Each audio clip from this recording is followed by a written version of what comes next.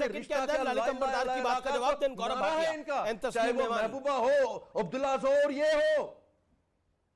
अमीश भाई, आपने मेरी बात पूरी नहीं सुनी।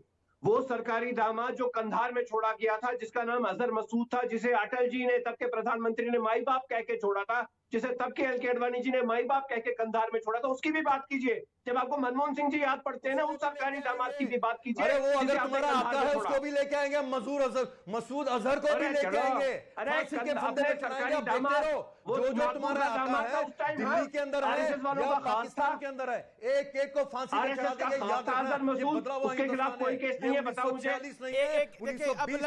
ललित अंबरदार, अब आप 30 सेकंड सुनिए ना दूसरे की भी, ठीक है। मैं गौरव भाटिया का रुख करता हूं अब। एक ओके, गौरव भाटिया इंतजार करें। गौरव भाटिया, वो भी एक दौर था, ये भी एक दौर है, लेकिन आज छकपकाहट ऐसी है कि लुटियंस लॉबी, पाकिस्तान तो खुलेआम छाती पीट रहा है, लेकिन खबर जानकारी है कि लुटियंस लॉबी भी इज आल्सो अपसेट। वो अपसेट इसलिए कि उनका एक पैनलिस्ट चला गया है तिहाड़ के जेल मातम मना रहे हैं, सब मातम मना रहे हैं सर, मातम मना रहे हैं उनके यासीन भाई को। लेट गौरव भाटिया का अमीश जी, मैं अपनी बात कहूं उससे पहले एक बात जरूर कहूंगा, भारत माता की जय। और जो सपोले हैं ना, जिसका जिक्र अभी आप कर रहे थे, उनका मानसिक संतुलन बिगड़ गया है, क्योंकि एक आतंकी भाई उनका आज उम्र कैद की सजा पाया है। भारत के लिए कह रहे हैं कि भारत के टुकड़े हो गए थे और औरंगजेब आया और भारत आगे बढ़ा। अरे औरंगजेब का नाम का कुत्ता ना पाले हम लोग, सुन लिया? औरंगजेब के नाम का कुत्ता ना पाले। जो आज की चर्चा का विषय है, अब मैं बताता हूँ। इनको चुप कराइए, इनका फेडर डाउन करिए, बीच में नहीं बोलेंगे, बीच में नहीं बोलेंगे। अरे चुप करो, कुत्ता ना पाले, टॉमी ना पाले औरंगजेब के नाम का, औरंगजेब के नाम का टॉमी ना पाले। ऐसी लात मारेंगे पाकिस्तान में गिरेगा। अगर औरंगजेब की कुछ नाजायज औलाद यहाँ बैठी है तो सुन ले, कान खोल के, नाक खोल के, ऐसी लात मारेंगे पाकिस्तान में जाके गिरोगे। सुनो, सुनो, नाजायज औलाद, पाकिस्तान से दिहाड़ी लेते हो, लात मारेंगे, सपोलों को कुचल देंगे। एक नाक से सांप जाएगा, दूसरे से निकलेगा, कान से निकाल देंगे सांपों को। चुप करो, औरंगजेब की नाजायज औलाद। भारत माता के लिए एक शब्द न बोलना, शुक्र कीजिए, एक शब्द न बोलना, फूक देंगे, उड़ जाओगे, समझ गए? अमीश जी, इनको शांत कराइए, हटाइए यहाँ से। देखिए, इनको हटाइए, आज के चर्चा के विषय में आपने जो कपड़े भी उधार के पहन के लाते हो। रहमतुल्लाह नजर आ रहा है, इनको कुछ और नजर आ रहा है। पहन के आया, शांत रहिए। अब ये तो अपनी अपनी सोच का फर्क है। आपको औरंगजेब में रहमतुल्लाह नजर आ रहा है, इनको कुत्ता भी नजर नहीं आ रहा। क्या करेंगे, क्या करिएगा? हर की सोच में फर्क है भाई। दौर में जिंदा एक सेकंड। अब देखिए, आपने अपने विचार रखे ही, अपने विचार रखने के लिए स्वतंत्र है, देश में आजादी है। आप भी अपनी एंटी इंडिया नैरेटिव चला रहे हैं ना, तो चलाइए। गौरव भाटिया 30 सेकंड्स, देन तस्वीर। देखिए अमीर जी, अब कुछ महत्वपूर्ण बातें। ये तस्वीर यासीन मलिक कांग्रेस पार्टी के दामाद बन के प्रधानमंत्री आवास में बताते थे कश्मीर में क्या नीति होनी चाहिए।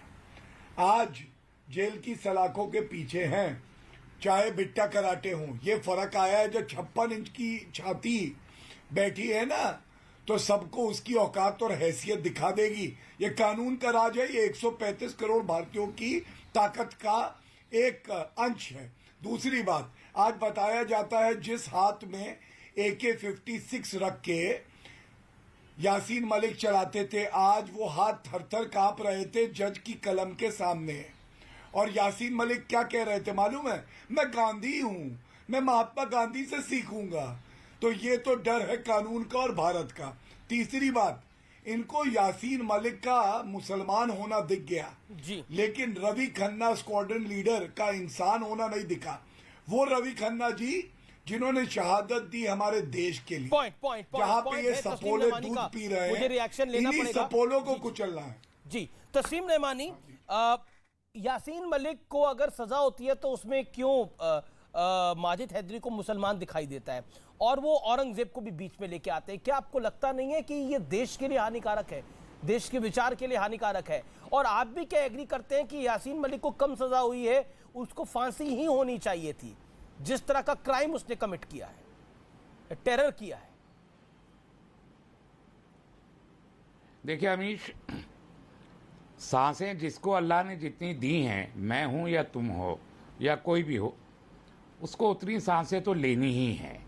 उससे पहले मौत नहीं आ सकती। आपका भी अकीदा है, मेरा भी अकीदा है कि मौत उसी वक्त आती है जब जितनी सांसें अल्लाह, ईश्वर, परमात्मा जो भी आप मांगते हो वो। लेकिन मैं सबसे पहले आज सैल्यूट करना चाहता हूँ निर्मला खन्ना जी को, जो 30 साल से 32 साल से एक दुख अपने सीने में लिए बैठी हैं, और आज भी उनके मुंह से जो शब्द निकल रहे हैं और जो भाव उनका है उसमें सख्ती नहीं है, पीड़ा है और नरमी है।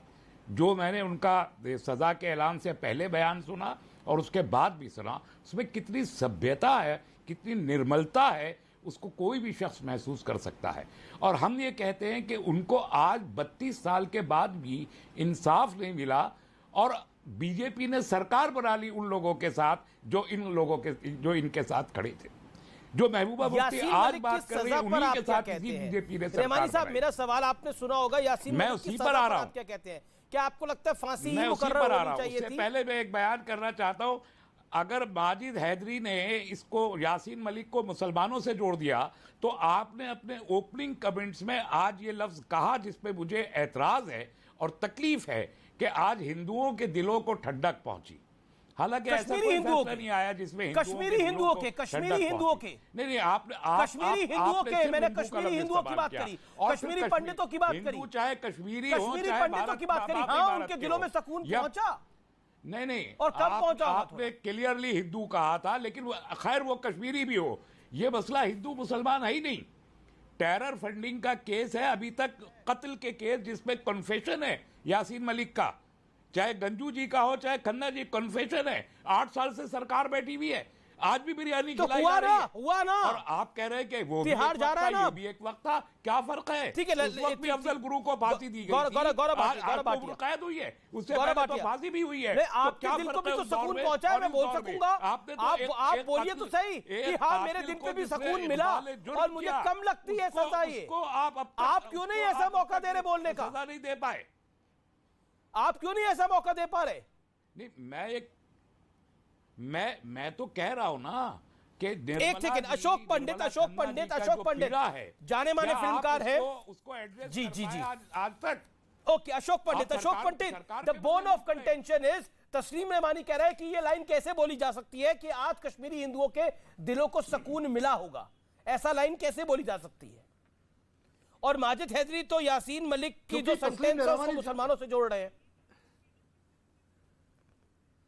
क्योंकि तस्लीम रहमानी साहब जो है वो हिंदुओं को हिंदू मानते ही नहीं, वो इंसान मानते ही नहीं उनको। उन्होंने आज तक हमें आज तक अरे ये किसी को नहीं जोड़ रहा हूं। अरे आपके मन एक सेकंड, तस्लीम Rahmani hold on, all audios down, PCR 1 second. मैं अशोक जी आपके बता रहा हूं, तस्लीम रहमानी आपने मेरे कार्यक्रम के अंदर मेरे सामने ये बात बोली थी, आप कश्मीरी हिंदुओं के साथ जो वहां पर हुआ था उसको आप नरसंहार मानते ही नहीं है, आप उसको जेनोसाइड मानते ही नहीं है। You said it and you said it thrice on my show. 1947 में जो मास एक्सोडस 20 लाख लोगों का हुआ, आप नरसंहार मानते हैं? नहीं तो आपको क्या लगता है कश्मीरी हिंदुओं के साथ एक्सोडस नहीं हुआ था? उनके जेनोसाइड नहीं हुआ कश्मीरी हिंदुओं का, जो अभी भी जारी है। राहुल भट्ट को भी मारा गया। आजाद हिंदुस्तान का सबसे बड़ा जेनोसाइड। नहीं, मुझे बताइए, हिंदुस्तान का सबसे बड़ा जेनोसाइड आजाद भारत के अंदर कश्मीरी हिंदुओं का था, और वो कश्मीरी हिंदुओं का कातिल जब आज जेल के अंदर जाता है तो कुत्तों को उसको मुसलमान से जोड़ते हैं, और आप कहते हैं इसका सेलिब्रेशन कैसे हो सकता है? 1947 से बड़ा। एक second, let Ashok Pandit come in, is waiting from long. ये व्यक्ति, ये लोग 32 साल से इंतजार कर रहे हैं। अशोक जी, अमीर जी मैं तस्लीम रहमानी साहब से रिक्वेस्ट करूंगा कि वो प्लीज मुझे बोलने दें, क्योंकि क्या है कि आप लोगों का नकाब उतर चुका है, आप लोगों के सेक्युलरवाद का, आप लोगों का जो पूरा ये ढोंग है वो उतर चुका है। तो इसलिए आप लोग डरे हुए हैं, आप लोग घबराए हुए हैं, क्योंकि यासीन मलिक है, वो टेररिस्ट है जिसको आप जैसे लोगों ने मौसम्बी का जूस पिला पिला के उसको बड़ा किया है, उसके हंगर स्ट्राइक्स तोड़े। आपके लिए तो यासिन मलिक गांधी था, आपके लिए तो यासिन मलिक खुदा था, आपके लिए तो यासिन मलिक देश प्रेमी था, आपके लिए तो यासिन मलिक देश का आइकन था। ये आपकी जमात जो है उसने जितना इस देश को नुकसान पहुंचाया उतना किसी ने नहीं पहुंचाया। मैं ये कहता हूं अमित जी, आपने बिल्कुल सही कहा, हम उस दिन का इंतजार कर रहे हैं। हर कश्मीरी पंडित, कश्मीरी हिंदू उस दिन का इंतजार कर रहा है जब जज कलम से जजमेंट सुनाए, hang Yasin Malik unto death. जिस दिन यासिन मलिक को सजा मिलेगी फांसी की, जिस दिन वो लटकाया जाएगा, जिस दिन उसका अंत होगा, उस दिन हम कश्मीरी हिंदू और मिसेस खन्ना जैसे लोग जो हैं वो एक चैन की नींद सोएंगे। क्योंकि यासिन मलिक एक सिंबल है टेररिज्म का, मौतों का। उसने मेरे लोगों की हत्याएं की हैं। हमसे पूछे बगैर कि तुम जीना चाहते हो कि नहीं चाहते हो, तुम मरना चाहते हो क्या। उसने गोलियों से क्लोज रेंज में हमारी हत्याएं की, हमारी औरतों का बलात्कार किया, हम लोग को घर से निकाला, हमको घर से बेघर किया। जेनोसाइड का रिस्पॉन्सिबल है ये आदमी। हम चाहते हैं कि यासिन मलिक जैसे शख्स को, और एक चीज और अमित शेखर, मैं ये कहता हूं जिन जिन लोगों ने इसको सपोर्ट किया, जी, जिन जिन लोगों ने, अरुंधति रॉय जैसे लोग, मनमोहन सिंह जैसे लोग जिन्होंने इसको गले लगाया, कुलदीप नैयर जैसे लोग जो आज नहीं है, जिन्होंने उसको सपोर्ट किया, बहुत सारे सेकुलरवादी, बहुत सारे सूडो लिबरल, बहुत सारे मीडिया। तस्लीम Rahmani, answer it, this is the big question for you. क्या आपको लगता है जो लोग इसको सपोर्ट करते थे, मंच देते थे, वो भी उतना ही दोषी है? आज उनका बात करने का भी दिन है, उनको एक्सपोज करने का भी दिन है। देखिए, सरकार, एक व्यक्ति जो भारत की फौज के लोगों को मारता है उसको मंच दिया जाता है। रहती हैं जो सरकारें चाहे जितनी ताकतवर हो, अशोक सरकारें अगर इंसाफ से काम नहीं रहमानी को लेंगी सुनिए तो 30 सेकंड के लिए इत्मीनान सरकारें से। अपने दम से खुद गिर जाएंगी।